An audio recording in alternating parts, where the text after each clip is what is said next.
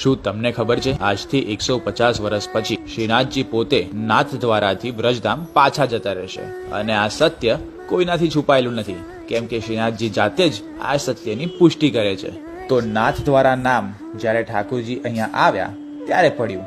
આ પહેલા આ ગામનું નામ સિંહાડ હતું। જ્યારે ઔરંગઝેબનો હુમલો થયો ત્યારે મથુરા, વૃંદાવન અને ગિરિરાજજીથી થઈને ઠાકોરજી અહીંયા આવ્યા। રસ્તામાં બહુ ગામ આવ્યા, પણ કોઈ પણ રાજાએ એમને શરણ ના આપી। એનું કારણ હતું એ બધા જ ઔરંગઝેબના શરણાગતિમાં હતા, પણ મેવાડ ક્યારેય કોઈનું ગુલામ નથી રહ્યું। અહીંયા પહોંચતા પહોંચતા રથનું પૈડું કીચડમાં અટકી ગયું। લાખ મહેનત કરવા છતાં પૈડું ટસથી મસ ના થયું। હવે ઠાકોરજી જોડે વ્રજવાસી દામોદરજી અને ગંગાબાઈ આવ્યા હતા। તમને ખબર છે, ગંગાબાઈ રૂબરૂ ભગવાન ઠાકોરજી જોડે વાતો કરતા હતા। તો ગંગાબાઈએ લાલાને પૂછ્યું કે હે પ્રભુ, અહીંયા રથ કેમ રોક્યો? આગળ જવું નથી? ઠાકોરજીએ કહ્યું કે મારું આ ગામ જોડે બહુ જૂનું લેણું છે, આ ગામના રાજાને બોલાવવામાં આવે। પંડિત દામોદરજીએ મેવાડના રાજા રાજસિંહને બોલાવ્યા। જે રીતે ગંગાબાઈ ઠાકોરજી જોડે વાતો કરતા હતા, એવી જ રીતે રાજા રાજસિંહ પણ એકલિંગજી મહારાજ જોડે વાતો કરી શકતા હતા। ગંગાબાઈએ રાજાને કહ્યું કે અમે વ્રજથી અહીંયા આવ્યા છીએ અને ઠાકોરજીની ઈચ્છા છે કે અહીંયા જ રોકાઈ જાય, શું તમે એમને શરણ આપીને મંદિર બનાવશો? રાજા રાજસિંહ તો ખુશ થઈ ગયા, પણ સિંહાદના નાથ અને એમના ગુરુ એકલિંગજીને પૂછ્યા વગર નિર્ણય કેવી રીતે લેવો? રાજસિંહે કહ્યું કે હું મારા ગુરુ મહાદેવજીને પૂછીને આવું છું। રાજાએ મહાદેવજીને પૂછ્યું કે પ્રભુ, તમારા મિત્ર સખા ઠાકોરજી પધાર્યા છે અને અહીંયા તેમના માટે મંદિરની સ્થાપના કરવાનો કહે છે।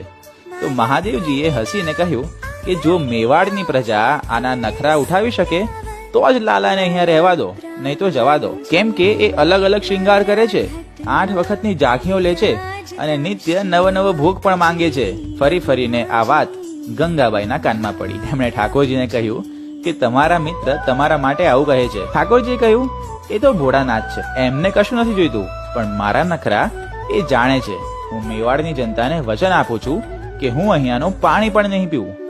આજે પણ પાણી યમુના નદીથી આવે છે। ગૌશાળામાં ગાગર ભરાય છે અને સવારે 4 વાગે દ્વારપાલ એ ગાગર મંદિરમાં લાવે છે અને એનો જ ભોગ પણ બને છે।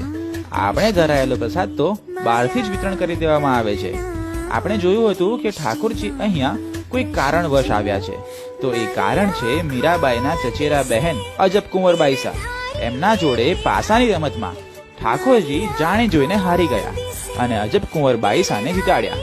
ત્યારે બાઈસાએ વચન માંગ્યું કે લાલા, તમે મેવાડ પધારો। આજે 350 વર્ષથી પણ ઉપર થઈ ચૂક્યા છે અને હવે 150 વર્ષ પછી પ્રભુ જતીપુરા પાછા જતા રહેશે।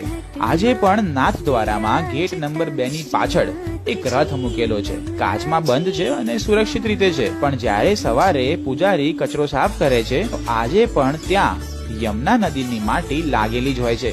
એટલે કે રોજ મંગળાથી લઈને શયન સુધી ઠાકોરજી નાથદ્વારામાં વિરાજે છે, પણ વિરાજ્યા પછી એ 7 વર્ષના લાલાને માતાની યાદ આવે છે। જતીપુરા જાય છે, માતાને મળે છે અને મળ્યા પછી નિધિવનમાં રાસલીલા કરીને પાછા પણ આવી જાય છે। ઔરંગઝેબ તો એક બહાનું હતું, સાચું કારણ અજબ કુંવર બાઈસાનું વચન હતું।